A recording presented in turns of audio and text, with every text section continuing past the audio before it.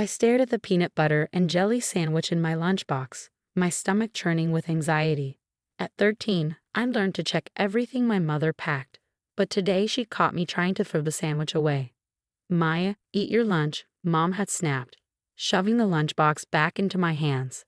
"This nonsense about peanut allergies has gone on long enough. Your brother eats peanut butter every day, and he's fine." That was the story of my life. Everything was fine because my perfect older brother Marcus was fine. My allergies? Just attention seeking. My EpiPen prescription? A waste of money that Mom had refused to fill. The medical alert bracelet from my pediatrician? Lost mysteriously during laundry day. Now, sitting in the crowded school cafeteria, I pushed the sandwich aside and pulled out my phone, checking the time. 20 minutes until English class. I could make it without eating. "Hey, freak," my brother's voice boomed across the cafeteria. Marcus, a junior and star quarterback, sauntered over to my table with his usual smirk. "Mom told me about your latest drama this morning." I shrunk into my seat as his friends gathered around. Being Marcus's little sister meant never escaping his spotlight, never finding a quiet corner to hide. "You know what?" He grabbed my lunchbox. "Mom's right. Time to get over this allergy nonsense." My heart started racing. "Marcus, please. Open up, sis." He unwrapped the sandwich, his friends laughing as they formed a circle around us. "Just one bite. Prove you're not lying." "I'm not lying." I tried to stand, but someone pushed me back down. "I have a real allergy," the doctor said. "The doctor said what you wanted him to say," Marcus sneered. "Just like you want everyone to think you're special. Poor little Maya, so delicate and fragile." Mrs. Bennett, the lunch monitor, glanced our way but quickly looked elsewhere. Nobody ever stopped Marcus. He was the school's golden boy, and I was just his weird little sister who made up stories for attention. "One bite." Marcus held the sandwich near my face. "Or I'll tell Mom you threw it away again. Remember what happened last time?" I remembered. 2 weeks of being grounded, no phone, no computer. Making up stories to get attention shows a serious lack of gratitude, Dad had lectured. "Please," I whispered, feeling my throat tighten just from the smell. "Marcus, I'll get sick." "Drama queen," someone in the crowd called out. Marcus's grin widened. "Look, she's already pretending to have trouble breathing." But I wasn't pretending. The peanut butter was too close, and my chest was getting tight. I tried to push away from the table, but hands held me in place. "Just eat it." Marcus shoved the sandwich against my lips. In my panic, I gasped. A tiny piece went into my mouth. I spat it out immediately, but I could already feel it, the familiar, terrifying sensation of my throat beginning to close. "See, nothing happened," Marcus declared triumphantly. But something was happening. My lips were tingling, swelling. The cafeteria lights seemed too bright, the voices too loud. I fumbled for my phone, trying to call someone, anyone. "Oh, come on," Marcus rolled his eyes. "Stop pretending." "I can't," I wheezed, my vision blurring. "Need help." "Maya," a new voice cut through the chaos. Sophie Chen, my lab partner, pushed through the crowd. One look at my face, and she sprang into action. "She's having an allergic reaction," Sophie shouted. "Someone get the nurse." "She's faking," Marcus insisted, but his voice held a note of uncertainty now. Sophie ignored him, pulling something from her backpack, an EpiPen. "I carry a spare," she explained quickly. "Hold on, Maya." The last thing I heard before losing consciousness was Sophie yelling for someone to call 911, and Marcus saying, "Come on, she's just looking for attention." When I opened my eyes, I was in an ambulance. An oxygen mask covered my face, and paramedics were talking rapidly above me. Through the haze, I heard phrases like severe anaphylaxis and could have been fatal. Later, I learned that Sophie's quick action with her EpiPen had probably saved my life. I'd also learned that the entire incident had been captured on the cafeteria's security cameras, not just my reaction, but everything leading up to it. What nobody knew yet, not even me, was that those security tapes would reveal more than just today's incident. They would show a pattern that would shock even those who had ignored my pleas for years. Sometimes it takes nearly dying to make people see the truth, and my truth was about to come out in ways nobody in my family had expected. As I lay in the emergency room, listening to doctors discuss my condition, I had no idea that this wasn't just about allergies anymore. This was about to become a story of systematic medical neglect, of a brother's bullying gone too far, and of a family's denial that had nearly cost me my life. The school principal was already reviewing the tapes, and what she found would set in motion a chain of events that would change everything, not just for me, but for my entire family. Sometimes it takes a catastrophe to break through years of denial, and my catastrophe had just been caught on camera. The hospital room was quiet except for the steady beeping of monitors when Principal Davis arrived. My parents had been there earlier, Mom insisting it was just a panic attack, until the doctor showed her my blood test results and throat swelling photos. They'd left to handle things at home, which probably meant damage control. "Maya," Principal Davis said softly, pulling up a chair. "How are you feeling?" I touched my still swollen throat, grateful for the ice chips the nurse had provided. "Better." She nodded, placing a tablet on my bedside table. "We need to talk about what happened today." And she paused, her expression grave. "About what's been happening all year." My heart rate spiked, making the monitor beep faster. "The cafeteria incident made us review our security footage," she continued. "We found something disturbing. Multiple incidents, actually." She turned the tablet toward me. The screen showed clips from various days. Marcus throwing peanut M&Ms at my lunch table. His friends accidentally spilling peanut sauce near my food. My brother sneaking peanut butter into my drinks when I wasn't looking. "This wasn't the first time, was it?" she asked gently. Tears welled up in my eyes. "Nobody believed me," I whispered. "They said I was making it up." A new voice came from the doorway. "Well, we believe you now." Dr. Harrison, the hospital's child advocacy specialist, walked in with a social worker named Ms. Patel. "Your blood tests show repeated exposure to peanut allergens," Dr. Harrison explained, checking my chart. "Small amounts, building up over time. That's why today's reaction was so severe. Your body had been fighting this for months." Ms. Patel sat on the other side of my bed. "Maya, we've spoken with your lab partner, Sophie. She told us you've asked your parents for an EpiPen multiple times." I nodded, remembering all the dismissed prescriptions, the lost referrals to allergists, Mom's insistence that I was just jealous of Marcus's normal life. "Your pediatrician's office has records of 3 separate prescriptions for EpiPens," Ms. Patel continued. "None were ever filled. They also have documentation of your mother canceling 2 appointments with an allergy specialist." Principal Davis touched my hand. "The school was never notified of their allergy. We're required to have medical action plans for students with severe allergies. Your mother told us you were just a picky eater when we asked about your lunch concerns."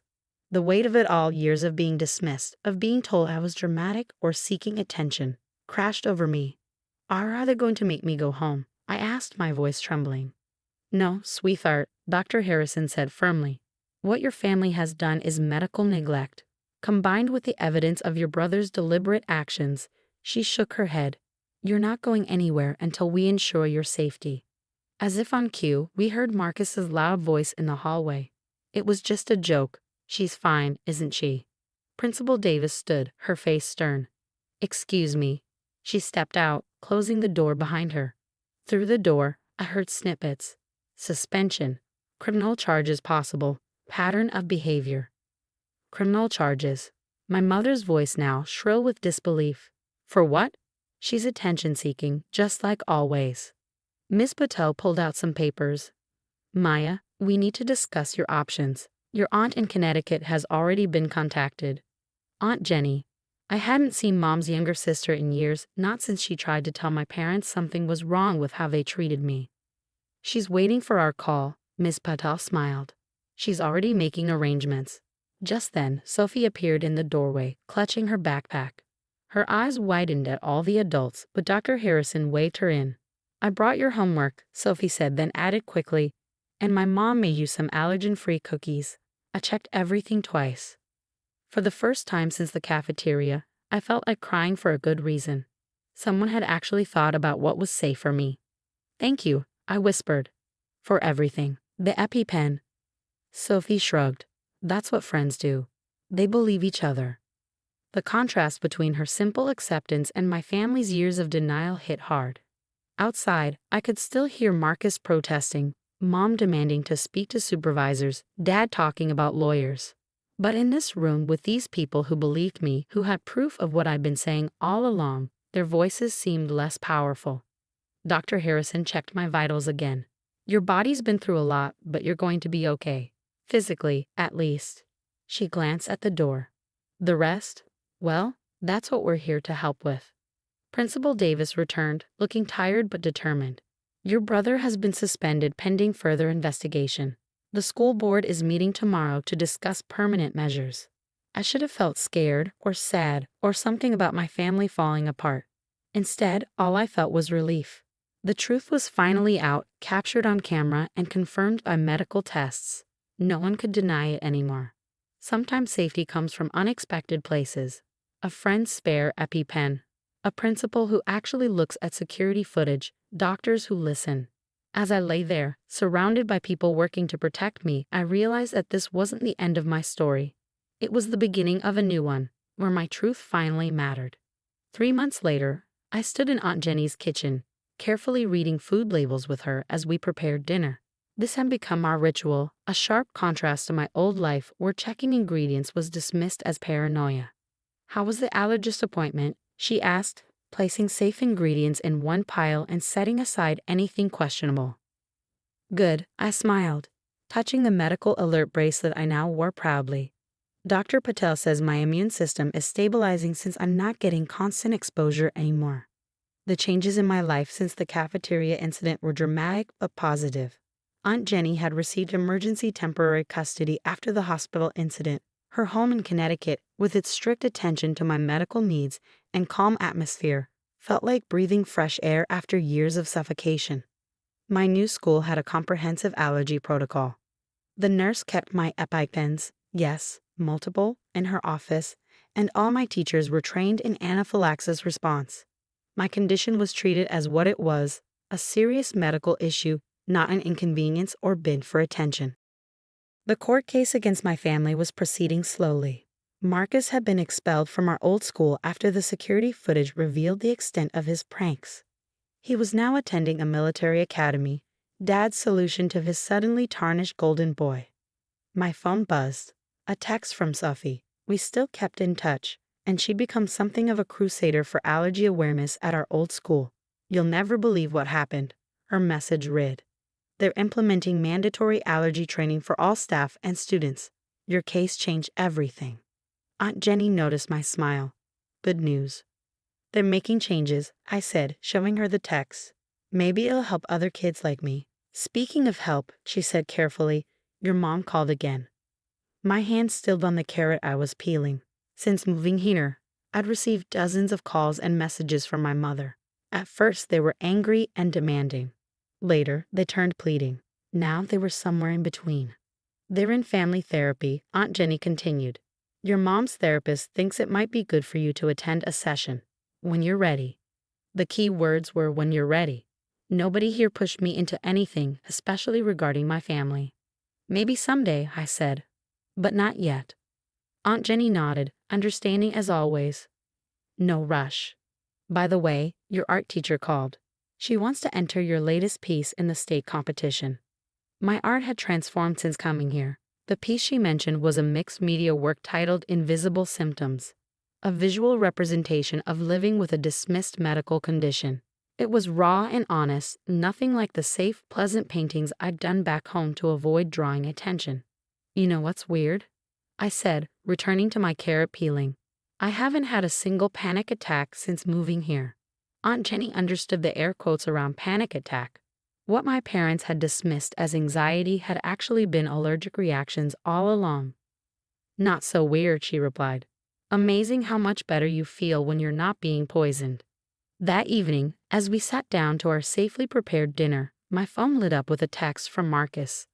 These were rare. He wasn't supposed to contact me without supervision, part of the court's requirements. I'm sorry, it read simply. I didn't understand what I was doing to you. I showed it to Aunt Jenny, who had become my sounding board for all things family-related. What do you think? I asked. She considered it carefully.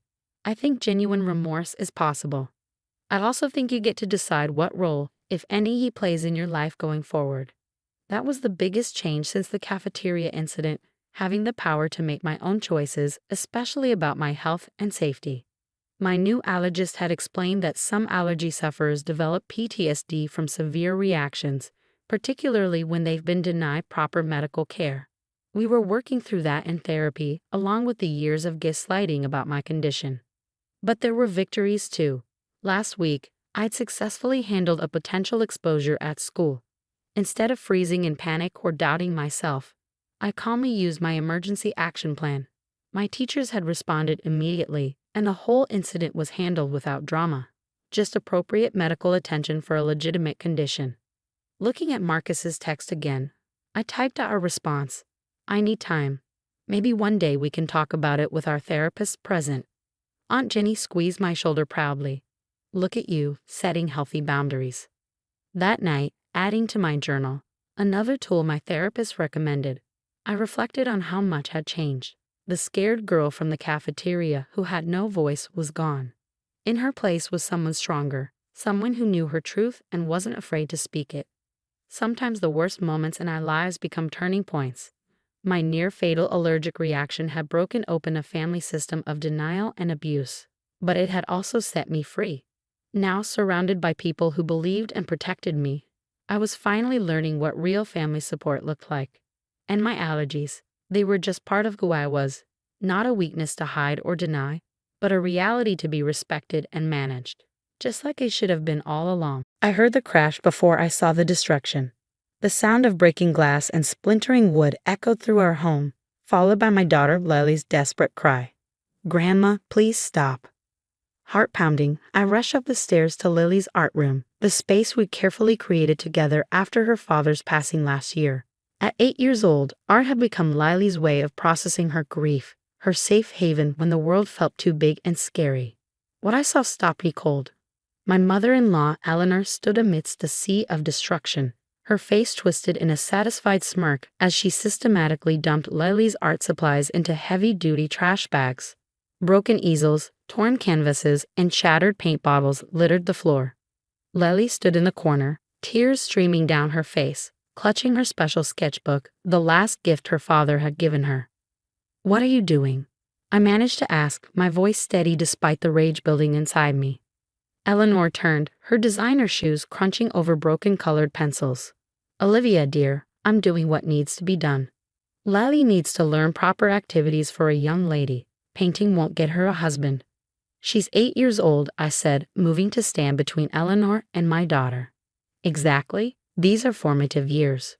She should be learning etiquette, proper deportment, not wasting time with this." She gestured dismissively at the wreckage. "Creative nonsense." I felt Lily trembling behind me. "Mom," she whispered, "my portfolio for the school contest." The school contest. Lily had spent months preparing her portfolio for the prestigious Young Artists competition.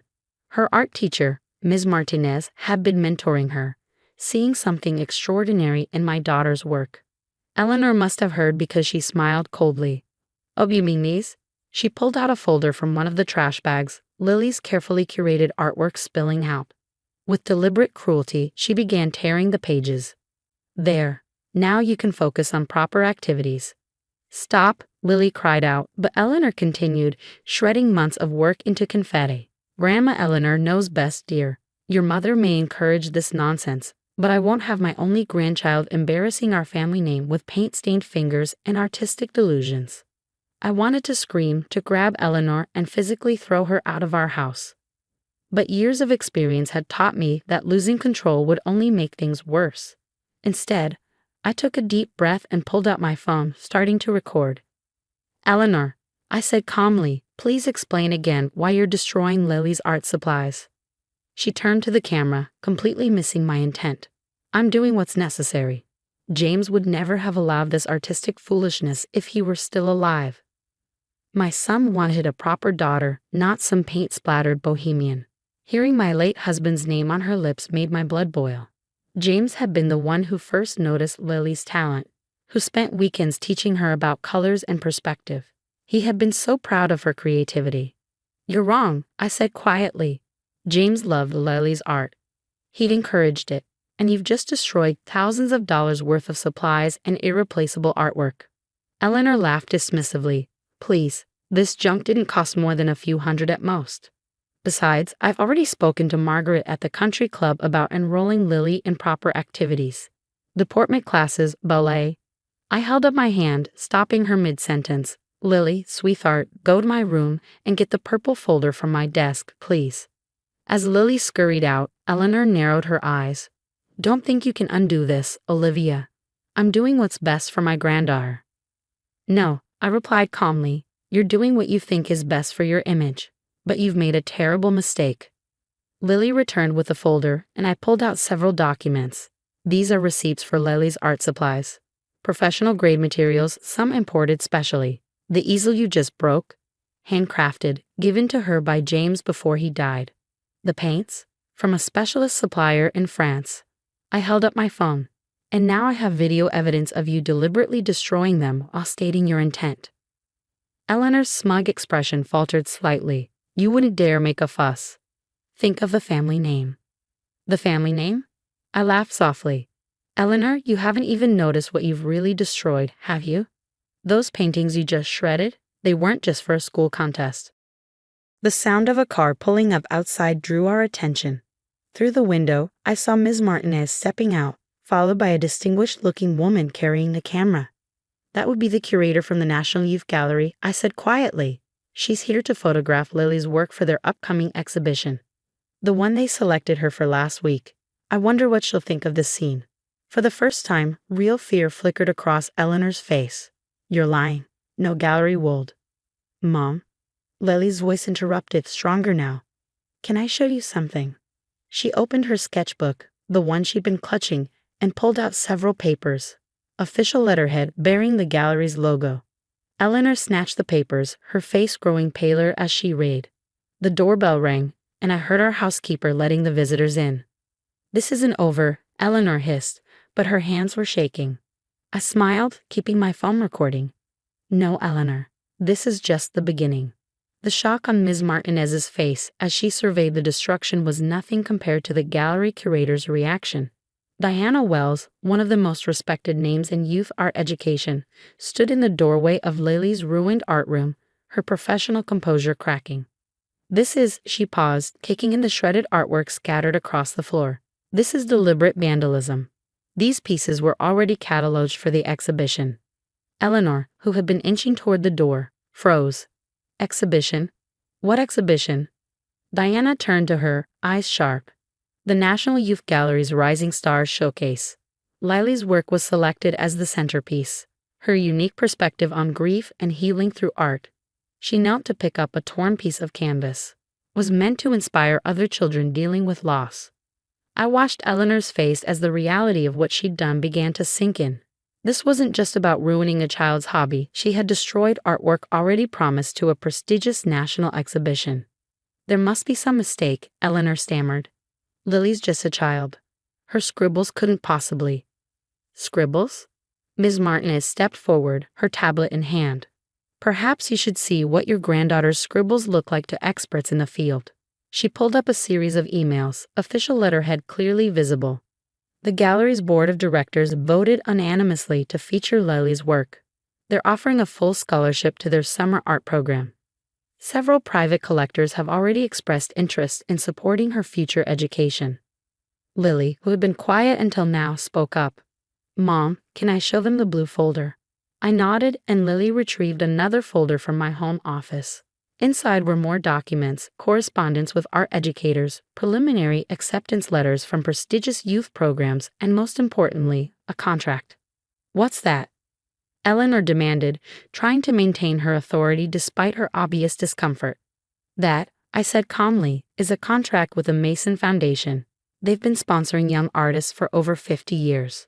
They saw Lily's portfolio last month and offered to fund her art education through college. The contract includes a clause about preserving her existing work. Eleanor's face went from red to white. You're making this up. James would never have allowed. Actually, I interrupted, pulling out my phone again. James is the one who contacted them first. Before he died, he sent them Lily's early work. Would you like to see his emails? I pulled up the email chain, watching Eleanor's face as she saw her son's name, his passionate words about Lily's talent. The last email he had sent, just days before the accident, was full of pride and excitement about his daughter's future in art. Eleanor's voice faltered. I was only trying to help, to ensure she has a proper future. By destroying her chances at a prestigious art career? Diana asked, her voice cold. Do you have any idea how many doors you might have just closed? The sound of another car pulling up drew our attention. Through the window, I saw a police cruiser parking behind Diana's car. That would be Officer Bennett, I said quietly. I called him while you were busy destroying evidence of your grandson's support for his daughter's talent.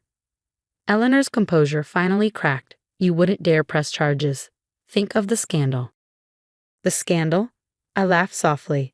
Eleanor, you just destroyed artwork already promised to a national gallery. You vandalized legally protected property. You invalidated contracts. And most importantly, I stepped closer, my voice dropping. You tried to crush an 8-year-old's spirit on the anniversary of her father's death. Officer Bennett appeared in the doorway, taking in the scene. Mrs. Mitchell, I understand you want to file charges for vandalism and destruction of property. Eleanor turned to me, desperation replacing her earlier arrogance. Olivia, please. We can work this out. I'll replace the art supplies. Some things can't be replaced, Lily said suddenly, her voice strong despite her tears. Like Dad's notes in my sketchbooks, his drawings next to mine. Those were our memories.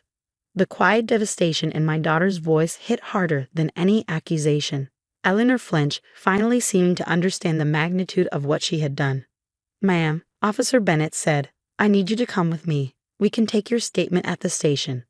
As Eleanor was led away, Diana turned to Lily. Your previous work may be destroyed, but your talent isn't. We'll adjust the exhibition, tell this story. Sometimes art is about loss and resilience too. Ms. Martinez nodded, already making notes on her tablet. The foundation will want to document this. It might actually strengthen their commitment to supporting young artists who face opposition. I wrapped my arm around Lily's shoulders, feeling her straighten up despite her tears. Mom, she whispered, can I still make art? Oh, sweetheart, I hugged her close. You can make all the art you want. And this time, we'll make sure nobody can destroy it. Looking around the ruined art room, I felt a strange sense of peace. Eleanor had tried to destroy something beautiful, but she had only succeeded in showing everyone exactly who she was. As Diana and Ms. Martinez began photographing the destruction for their records, I knew this wasn't the end of Lily's artistic journey. It was just the beginning of a very different story than Eleanor had planned. 6 months after Eleanor's destructive rampage, I stood in the National Youth Gallery, watching Lily explain her new exhibition to a captivated audience. The display was titled Rising from Ashes, and it told a story more powerful than anyone could have anticipated. Photographs of the destruction Eleanor had caused were artfully displayed alongside Lily's new works. Each piece reflected her growth, her resilience, and her transformation of pain into beauty. The centerpiece was a large canvas depicting torn artwork reformed into a phoenix, each fragment containing a memory of her father. The artist's journey, Diana told a group of reporters, isn't just about creating beauty. It's about overcoming obstacles, finding strength in adversity. Lily's work demonstrates this at a level we rarely see, even in adult artists. Eleanor's actions had backfired spectacularly. The story of a grandmother destroying a child's art had caught media attention, but Lily's response to that destruction had captured hearts. The Mason Foundation had doubled its commitment to her education, establishing a new program to protect young artists facing similar opposition. Mom. Lily tugged at my sleeve. Grandma's here. I turned to see Eleanor standing at the gallery entrance, looking smaller somehow in her designer suit. The court-mandated therapy and community service had changed her. She'd spent 3 months teaching art classes at a children's shelter, an experience that had shaken her rigid worldview. May I come in? She asked quietly, none of her former arrogance present. I looked at Lily, letting her make the choice. My daughter straightened her shoulders, paint-stained fingers gripping her new sketchbook. You can see my art, Grandma. That's what it's here for. Eleanor moved slowly through the exhibition, stopping at each piece. Her hands trembled when she reached the Phoenix painting. James would have loved this, she whispered. He does. Lily replied simply. I feel him when I paint. Tears slid down Eleanor's cheeks as she turned to us. I was wrong. So terribly wrong. I thought I was protecting our family's reputation, but I was just protecting my own prejudices. You can't undo what you did, I said firmly, but you can learn from it. She nodded, pulling an envelope from her purse. I know, that's why I'm doing this. She handed it to me. Inside was a legal document transferring a significant portion of her personal wealth to a new foundation, the James Mitchell Fund for Young Artists. It's independent of me, she explained quickly. Professional arts educators will run it. I wanted to make sure no other child faces what I put Lily through. Before I could respond, Ms. Martinez approached with exciting news. Lily, the Juvenile Arts Council wants to feature your story in their national campaign. They're calling it Art Survives. Watching my daughter's face light up, I saw James in her smile. He'd always said art had the power to transform pain into purpose. Lily was living proof of that. Eleanor stepped back, understanding this wasn't her moment, but Lily surprised us both by grabbing her grandmother's hand. Want to see my new sketches? I'm planning a series about forgiveness.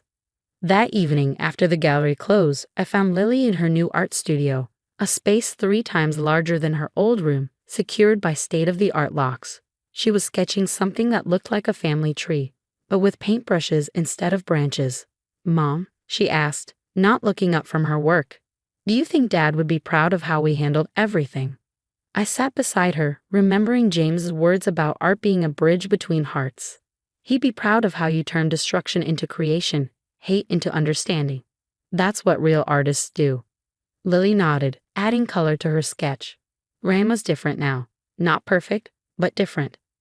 People can change when they face the consequences of their actions, I agreed. The important thing is that you stay true to yourself. The moon cast shadows through the studio windows as I watched my daughter continue to create, unbowed by those who had tried to dim her light.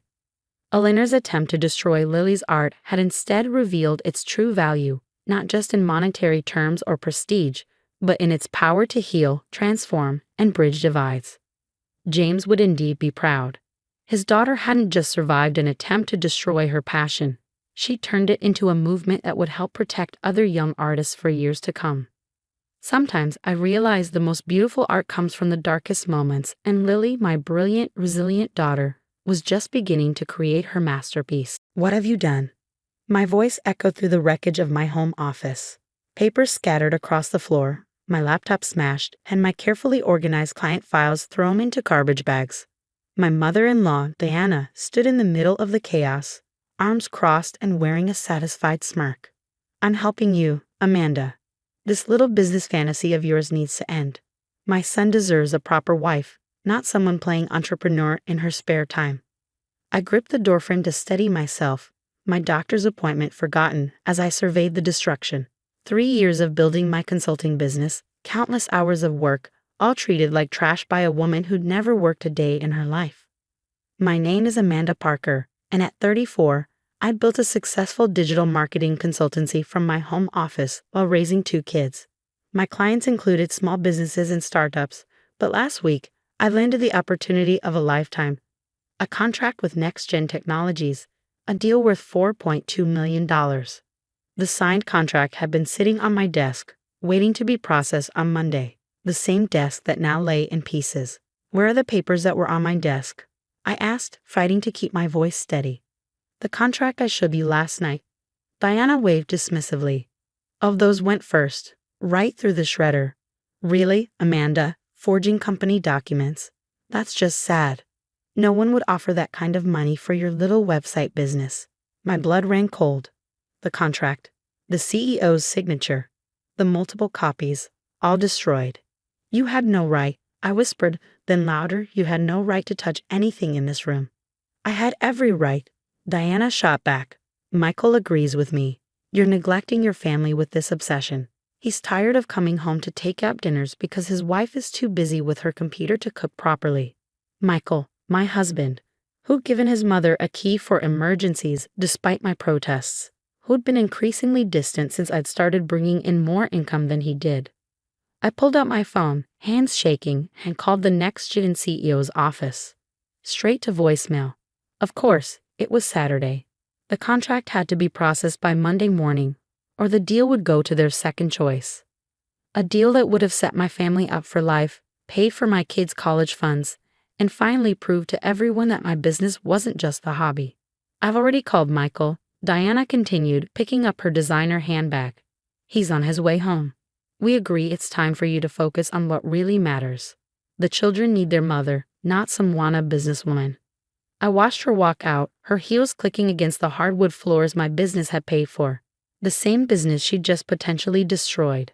But Diana had made one crucial mistake. Last night, after she'd made snide comments about the contract being fake, I'd taken photos of every page and emailed them to myself and my business partner, Sarah. A habit I developed after Diana had accidentally spilled coffee on client documents last month. I sank into the only remaining chair, my mind racing. The physical contract was gone, but maybe there was still a way to salvage this. I'd learned long ago to keep digital backups of everything, anticipating Diana's helpful interventions. My phone buzzed. A text from Michael. Mom told me what she found. We need to talk about your priorities. My priorities, like building a successful business, creating financial security for our family, being a role model for our daughters, showing them women could be both mothers and entrepreneurs. I looked around my destroyed office at the remnants of the space where I'd built something from nothing. Diana thought she ended my little business fantasy, but she'd actually done something else entirely. She'd finally given me the push I needed to stop tolerating her interference. The sound of a car pulling into the driveway told me Michael was home. I could hear Diana's voice in the background, probably filling his head with her version of events. But for the first time in years, I wasn't worried about defending myself. I opened my laptop, my backup laptop kept safely in my bedroom closet, and pulled up my photos of the contract. My hands flew across the keyboard as I composed an email to NextGen's CEO, explaining the situation and attaching the documented proof of our agreement. Then I called Sarah. Diana did what? She exclaimed when I told her. The contract, is it completely gone? Shredded, I confirmed. But I have the photos. Sarah, I need you to send me every backup copy of every client document we have. Every invoice, every proposal, everything that proves this isn't some little hobby business. Already on it, she replied, the sound of typing coming through the phone. Amanda, you know this is the last straw, right? You can't keep letting her sabotage you like this. I know, I said, surprised by how calm I felt. And believe me, she's about to learn exactly what happens when you underestimate a wannabe businesswoman. The front door opened. Michael's footsteps approached my office, accompanied by Diana's constant stream of commentary. Amanda, he called out, Mom told me what happened. Why can't you just? He stopped short in the doorway, taking in the destruction. For the first time, I saw uncertainty flicker across his face. Your mother shredded a $4.2 million contract, I said quietly. She destroyed my office and my equipment. And you're about to learn that actions have consequences. Now, Amanda, Diana started, appearing behind Michael. Don't be dramatic. I was just. My phone pinged with an email notification. The CEO's response. Contract photos received. Our legal team will prepare new copies immediately. I'm sorry about your mother-in-law's actions. Fortunately, your foresight in documenting everything means we can proceed as planned. Looking forward to working with such a meticulous professional. I turned the phone to show them both, watching their faces as they read the message. Diana's smug expression crumbled, while Michael's eyes widened as the magnitude of what his mother had done began to sink in. Now, I said, standing up, we're going to have a very interesting conversation about boundaries, respect, and the future of this family. Diana's face reddened. You ungrateful. No, I cut her off. You don't get to speak right now. For once, you're going to listen. I hadn't planned on working this weekend, but it seemed I had an important presentation to make, one that would change my family dynamics forever. I pulled up the detailed financial records on my backup laptop, turning the screen so both Michael and Diana could see clearly. Let's talk numbers, I said, my voice steady. In the past year alone, my little hobby has paid for both kids' private school tuition, the new roof on our house, and yes, Diana, even those designer handbags you love to borrow from me. Diana's face flushed. That's impossible. No one makes that kind of money working from home on a computer. Actually, I clicked through to another spreadsheet. Not only is it possible, but I've grown my client base by 300% in the last 2 years. This next-gen contract would have been my biggest yet. The one you just tried to destroy. Michael stepped forward, his face pale as he looked at the numbers. Amanda, I had no idea. Of course you didn't, I replied. You were too busy listening to your mother tell you how I was neglecting our family to actually look at what I was building.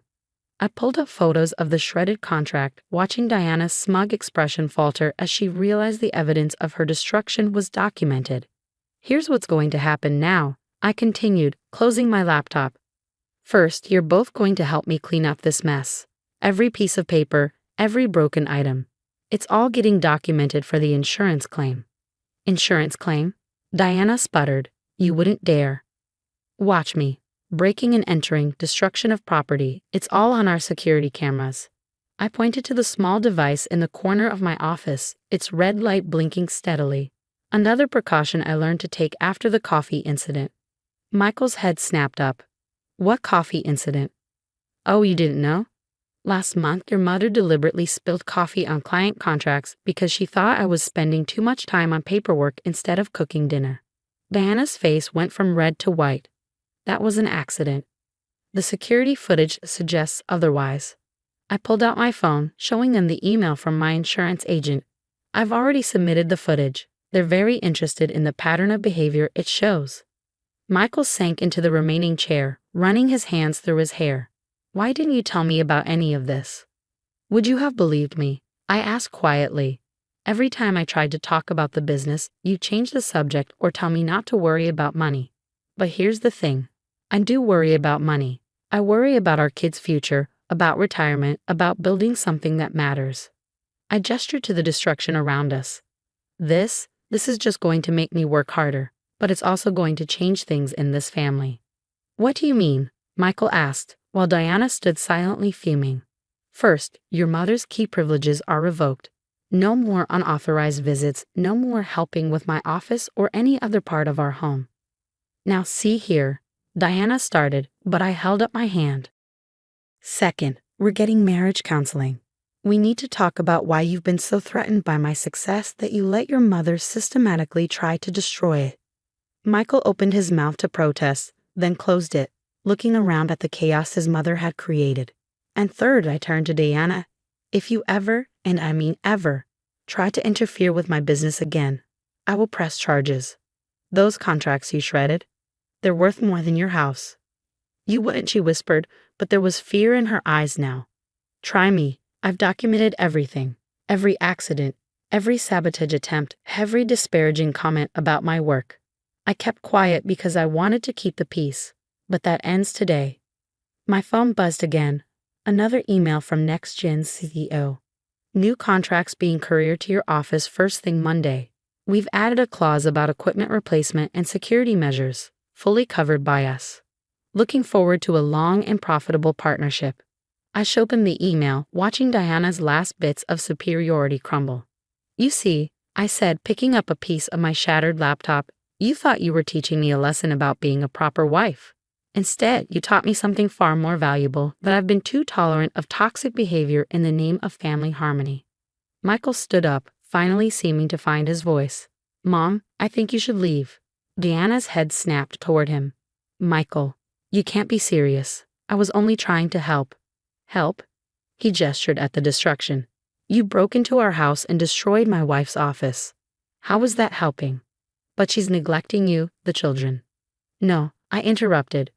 I'm showing our children, especially our daughters, that women can be successful on their own terms. I'm teaching them about financial independence, about not letting anyone dictate their worth. I started picking up scattered papers, my voice firm.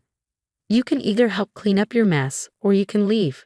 But either way, things changed today. Diana looked between us, perhaps realizing for the first time that her control was slipping. Without another word, she turned and walked out, her heels clicking rapidly down the hallway. Michael watched her go, then turned to me. I'm sorry, he said quietly. I should have seen what was happening. Yes, you should have, I agreed, handing him a garbage bag. But right now, I need you to help me salvage what we can. We can talk about everything else later. As we worked to restore order to my office, I couldn't help but smile slightly. Diana thought she destroyed my business, but instead, she freed me from years of subtle manipulation and undermining. Sometimes it takes losing everything to realize what you're truly capable of standing up for. My phone pinged with another message. Sarah sending over the backup files we'd need for Monday. The next-gen contract was safe, my business was stronger than ever. And for the first time in years, I felt completely in control of my own path. Diana had tried to force me into her narrow view of what a wife and mother should be. Instead, she'd helped me become something even better. A woman who knew her worth and wasn't afraid to defend it. 6 months after Diana's office destruction, I sat in my newly renovated home office, admiring the sleek design and upgraded security system. The next-gen contract had been even more successful than anticipated, leading to referrals that doubled my client base. My phone buzzed with a text from Diana. The kids' recital is tonight. I expect front row seats will be saved for their grandmother. I smiled, remembering our last family gathering where she'd learned about boundaries the hard way. After the office incident, she tried showing up unannounced several times, only to find herself locked out by our new security system. Each attempt was documented, each tantrum recorded. All seats are assigned, I texted back. Your ticket is in the middle section, row C. The response was immediate. This is unacceptable. I'm their grandmother. And I'm their mother. The seating arrangement stands. I set my phone aside and turned back to my work. The latest project, a major tech company's digital transformation strategy, needed my full attention. My team of 15 employees, all working remotely, was waiting for my input.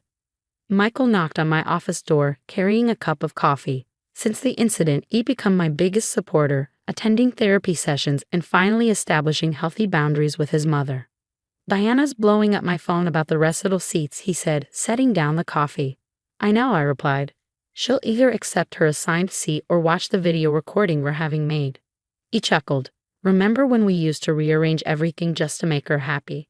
Remember when she tried to sabotage my multi-million-dollar contract and ended up making my business stronger instead? The irony wasn't lost on either of us. Diana's attempt to destroy my business had backfired spectacularly. The incident had made local business news, leading to speaking engagements about women entrepreneurs and dealing with family sabotage. My client list now included companies that would have seemed impossible to reach a year ago. That evening at the recital, Diana arrived early, clearly planning to claim her usual front row spot. The usher, well briefed, politely but firmly directed her to her assigned seat. I watched from backstage as she realized her power plays no longer worked. Mom. Emma, my oldest, rushed over in her dance costume.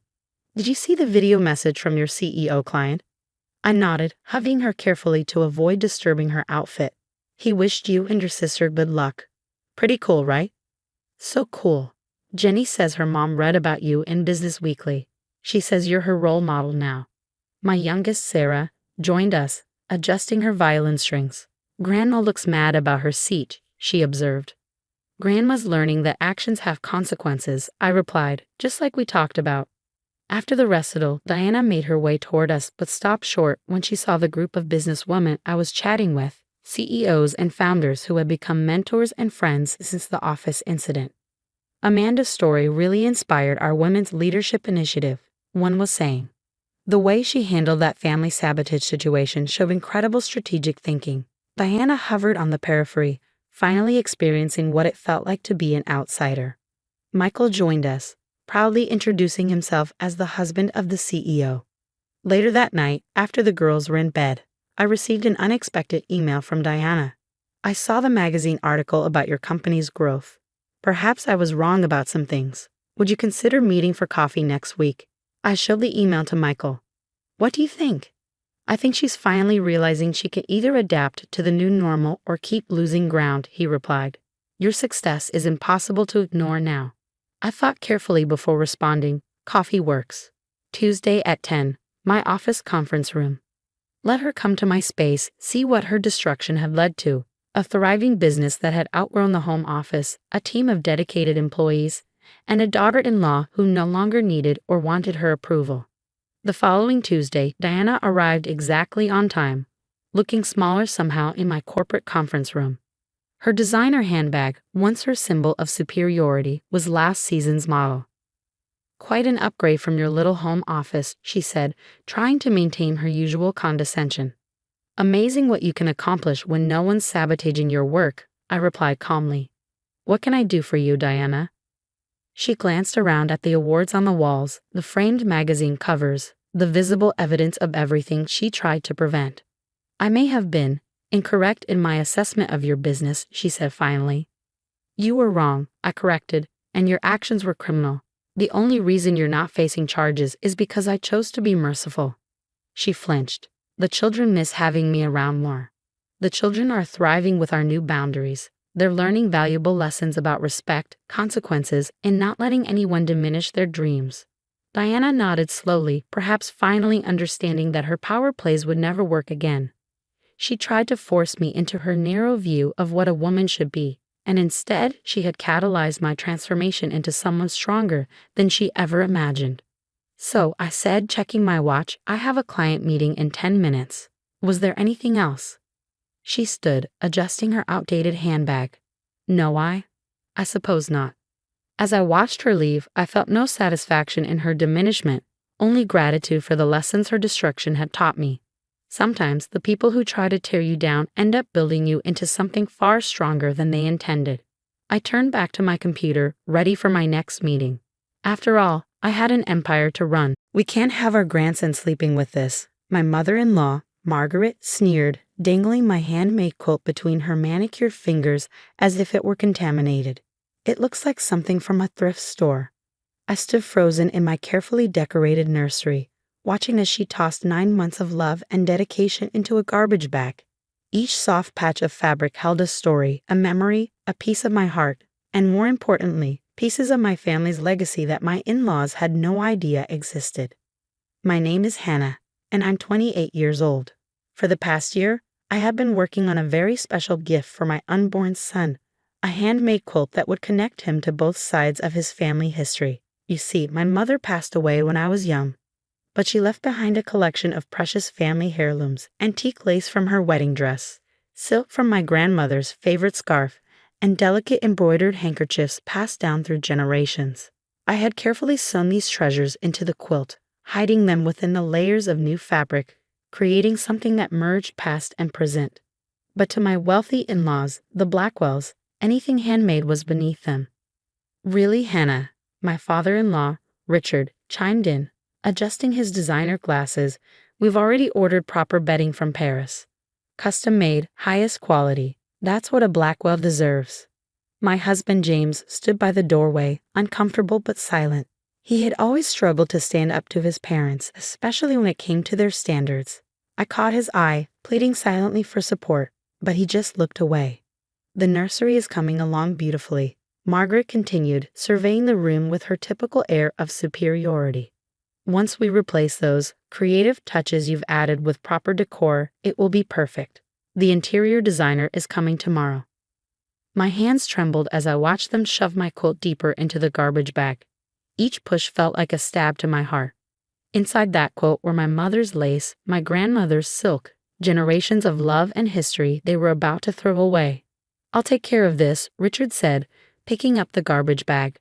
The trash collectors come tomorrow morning. Wait, I started to protest, but Margaret cut me off with a wave of her hand.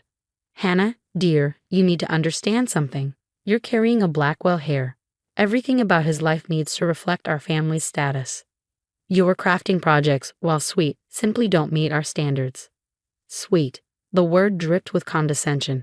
If only they knew that hidden within those carefully stitched squares was jewelry worth more than their monthly country club dues. My mother's family had been quietly wealthy for generations, but they had valued heritage over showing off. I had inherited that same sense of understated dignity, something the Blackwells couldn't begin to comprehend. I watched helplessly as Richard carried the bag out, my throat tight with unshed tears. James finally spoke up, his voice weak. Mom's right, honey. We need to think about what's best for the baby. What's best for the baby? As if erasing his maternal heritage was somehow in his best interests. As if my family's treasures meant nothing compared to their imported blankets and designer nursery. That evening, after the Blackwells left, I sat in the nursery's rocking chair, one hand resting on my swollen belly, the other clutching my phone.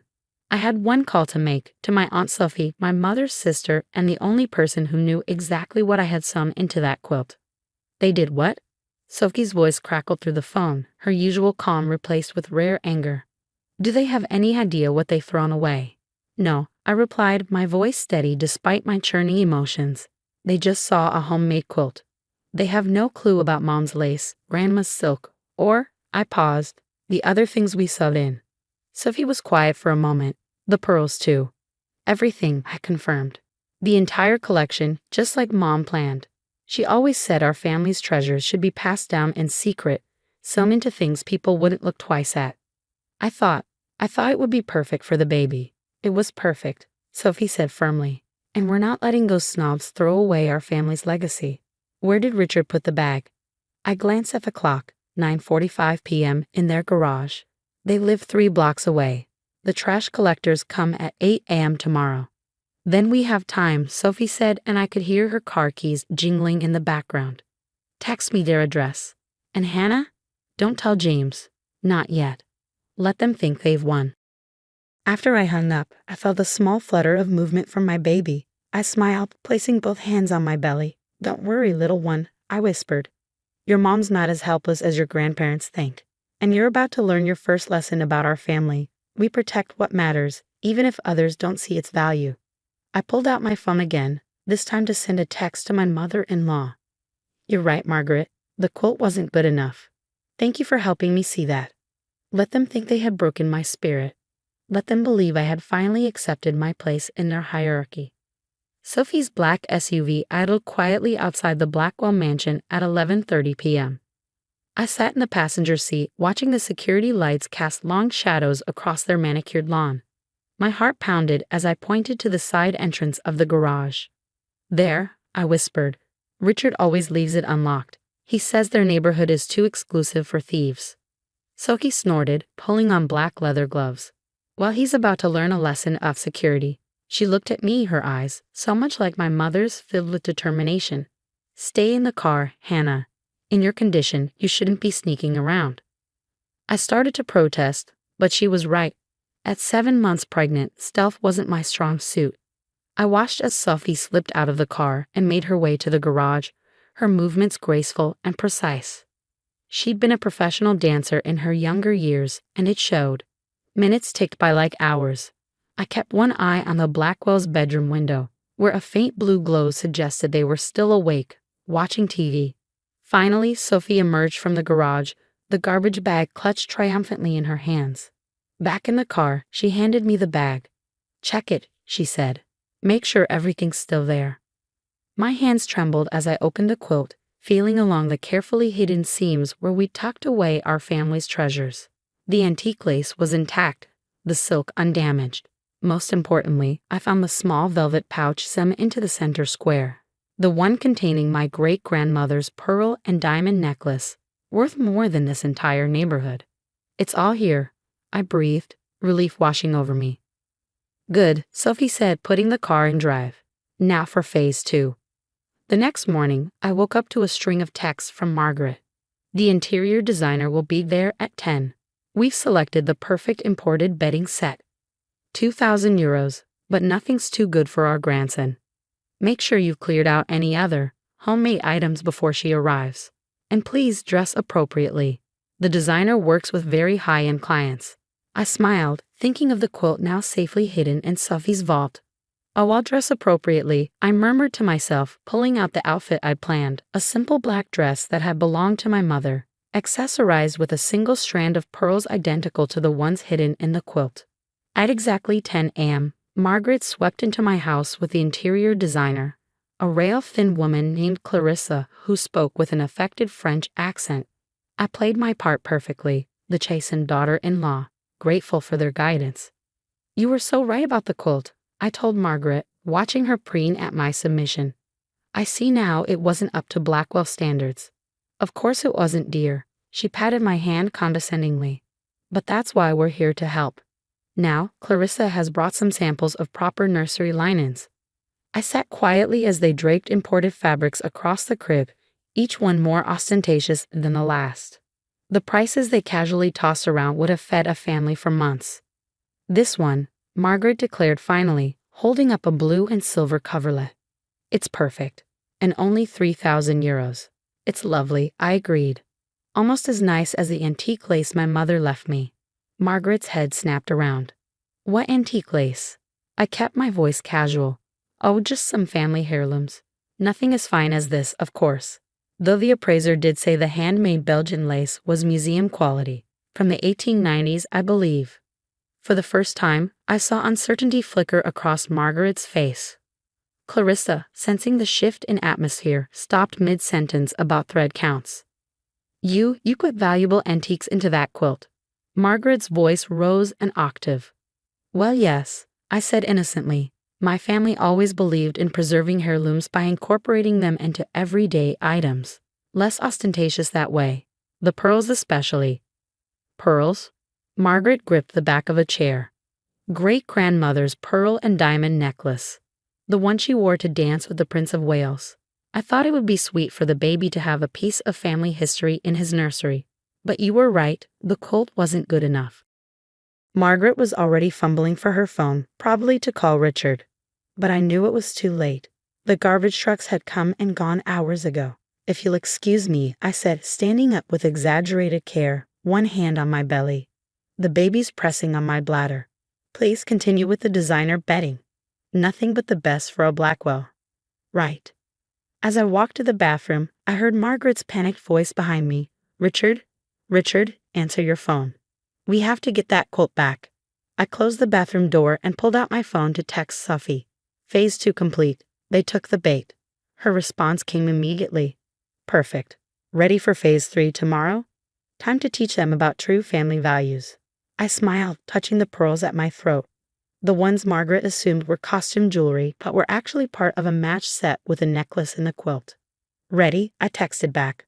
Let's show them what old money really looks like. The next morning, I arrived at the Blackwells' monthly family brunch wearing my mother's vintage Channel suit, another simple outfit they had always sneered at, not recognizing its value. Margaret and Richard looked like they hadn't slept, their usual polished appearance slightly frayed around the edges. Hannah. Margaret rushed over, her voice hushed. About the quilt. Perhaps we were hasty. If you could just tell us where it is.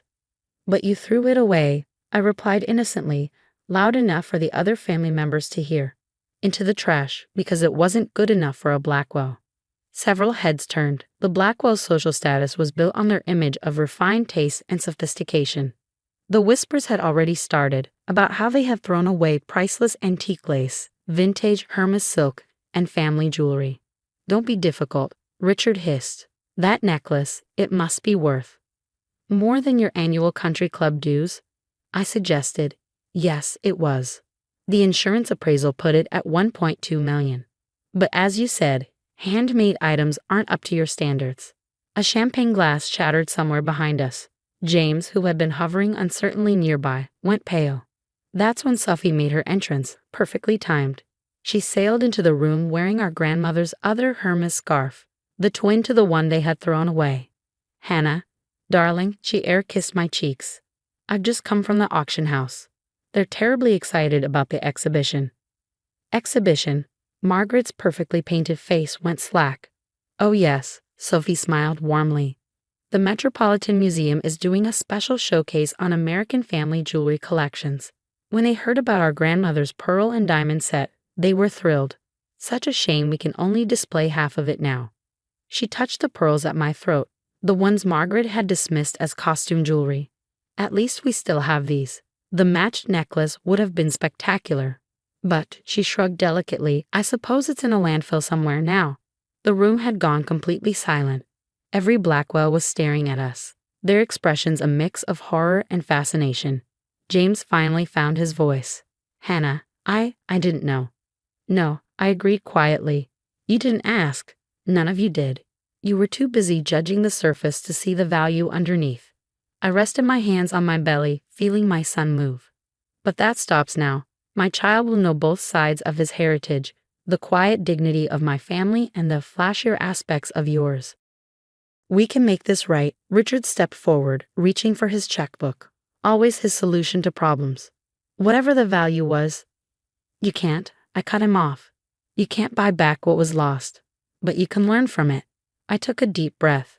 From now on, things will be different. No more dismissing my family traditions. No more sneering at handmade gifts. No more treating me like I'm somehow less than you because I don't flaunt my wealth. Sophie pulled something from her bag, photos of the quilt, showing the intricate work, the antique lace, the hand-stitched patterns. This is what you threw away, she said, laying them on the table. A masterpiece of craftsmanship filled with irreplaceable treasures. But more importantly, it was made with love for your grandson.